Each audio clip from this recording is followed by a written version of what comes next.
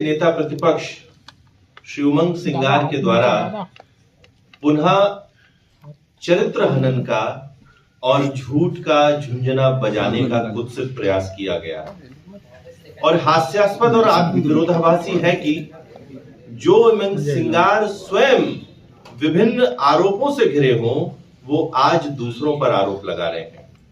मैं याद दिला दूं कि ये वही उमंग सिंगार हैं जो 15 महीने की कमलनाथ सरकार के दौरान अपने ही मंत्रालय में खरीद फरोख्त, ट्रांसफर, पोस्टिंग ऐसे अनेकों मामलों में करोड़ों रुपए के भ्रष्टाचार के आरोपी हैं। ये वही उमंग सिंगार है जब झारखंड के ये प्रभारी सचिव बने तो वहां पर टिकट बेचने के इन पर आरोप लगाए गए और ये जो आरोप थे ये स्वयं कांग्रेसियों ने लगाए इन पर।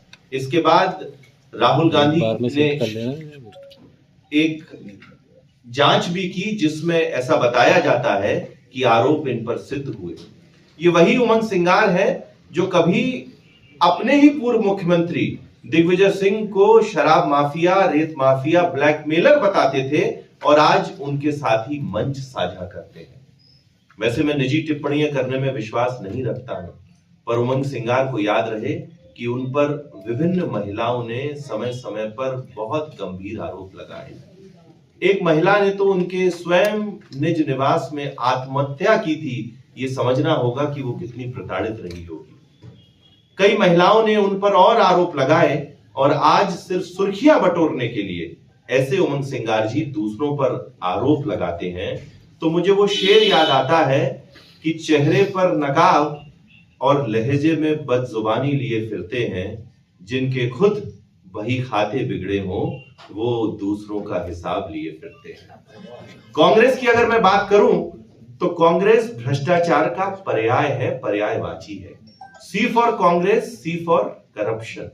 और कांग्रेस के प्रथम परिवार के जो जितने जी हैं, राहुल जी, सोनिया जी, प्रियंका जी और जीजा जी, ये सभी विभिन्न गंभीर भ्रष्टाचार के मामलों में या तो अदालत से जमानत पर रिहा है या रोज ईडी और यूडब्ल्यू के चक्कर लगाते हैं। ऐसी कांग्रेस आज भारतीय जनता पार्टी को, जिसकी जीरो टॉलरेंस की पॉलिसी है, भ्रष्टाचार को रोकने के पाठ पढ़ाती है।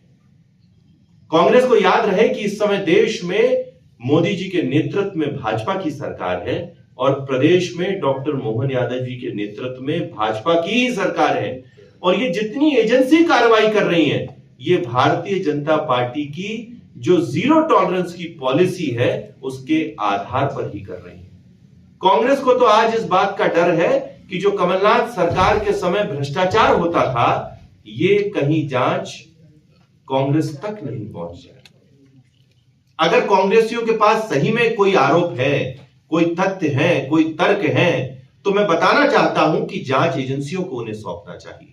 कांग्रेसियों के पास तो इतने बड़े बड़े नेता हैं, जो वकील हैं, वो अदालत का भी दरवाजा खटखटा सकते हैं, पर सिर्फ और सिर्फ राजनीतिक शिगुफेबाजी के लिए, सुर्खियां बटोरने के लिए उमंग सिंगार और जीतू पटवारी जैसे नेता आपस में ही लड़े हुए हैं। कोई कभी बाइट देता है, कोई कभी पत्रकार वार्ता करता है और नया कुछ नहीं होता। मैं बताना चाहता हूं कि दोनों जांच एजेंसियां बहुत गंभीरता से जितने भी भ्रष्टाचार के विषय उस पर कार्रवाई कर रही हैं।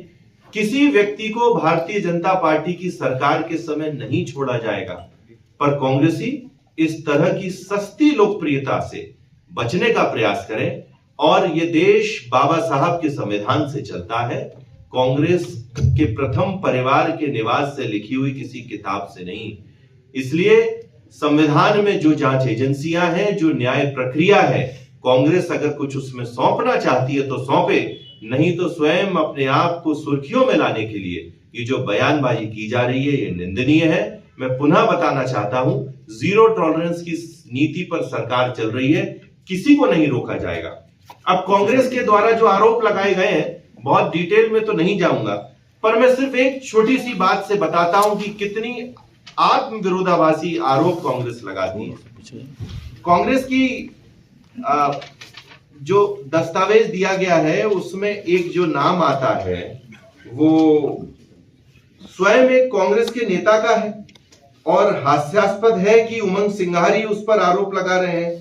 तो ये कांग्रेस को बताना चाहिए कि जो कमलेश बघेल है उनका कांग्रेस से क्या नाता है, वे किस गुट से आते हैं और किस गुट से अपना बैर निकालने के लिए आज उमंग सिंघार उनका नाम ले रहे हैं।